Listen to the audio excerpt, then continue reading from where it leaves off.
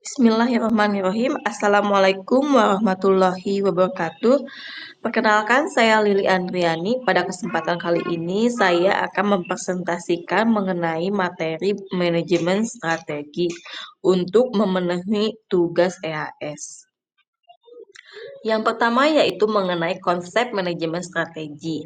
Manajemen strategi merupakan suatu konsep sistem sebagai suatu kesatuan yang saling berhubungan dari beberapa komponen dan ada yang saling mempengaruhi serta bergerak serentak secara bersamaan.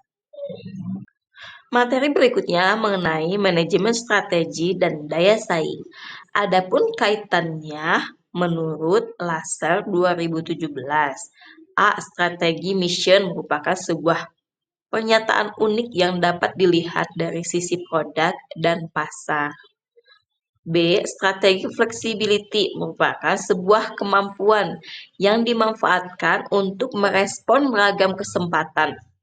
Dan yang terakhir, strategi intens merupakan kemampuan untuk mengelola sumber daya yang ada. Berikut merupakan strategi hierarki. Level hierarki strategis secara umum ada 3. Yang pertama, tingkat atas atau manajemen puncak. Yang kedua, tingkat menengah, yaitu manajemen operasional. Dan yang terakhir, tingkat bawah atau pelaksana manajemen. Berikut merupakan sejarah perkembangan manajemen strategik. Yang pertama, pada masa Orde Lama. Yang kedua, masa demokrasi liberal. Ketiga, masa Orde Baru. Yang keempat, masa Orde Lama. Yang kelima, masa reformasi. Dan yang terakhir, Orde Reformasi. Berikutnya mengenai budaya organisasi. Secara sadar atau tidak, disengaja ataupun tidak disengaja, setiap organisasi pasti akan memiliki wujud benda.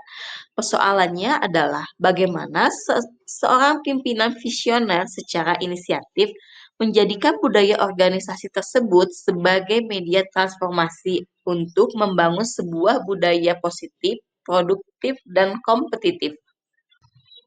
Berikutnya mengenai perencanaan strategi. Menurut Graham Holley menjelaskan bahwa membangun strategi sering memakan biaya mahal, terlebih lagi ketika organisasi tersebut terlibat di konfrontasi langsung dengan pesaing besar. Perencanaan strategis dirancang untuk memperkuat kinerja dan kualitas sebuah lembaga. Pada fase implementasi, panitia perubahan menempatkan inisiatif rencana perubahan menjadi pengaruh. Hal tersebut merupakan pendapat William pada tahun 2003. Menurut John Thompson, manajemen strategi ada 2 aspek, yaitu aspek yang langsung dapat diubah dan aspek implementasi perubahan tidak langsung, yang meliputi sistem komunikasi, kualitas dan keunggulan, budaya organisasi, dan pengembangan inovasi.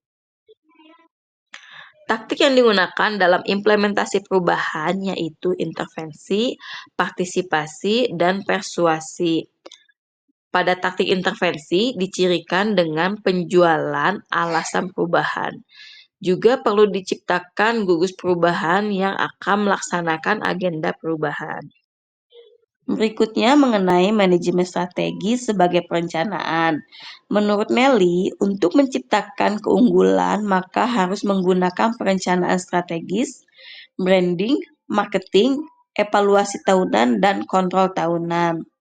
Menurut Pinsan, bahwa perencanaan strategis adalah suatu upaya prosedural sistem yang dapat mendukung proses dari manajemen strategis. Dan materi yang terakhir mengenai manajemen strategi sebagai pola. Artinya, tindakan yang dirancang untuk memperoleh keunggulan, bersaing, dan kompetensi inti sebuah organisasi. Terima kasih, sekian pemaparan dari saya. Wassalamualaikum warahmatullahi wabarakatuh.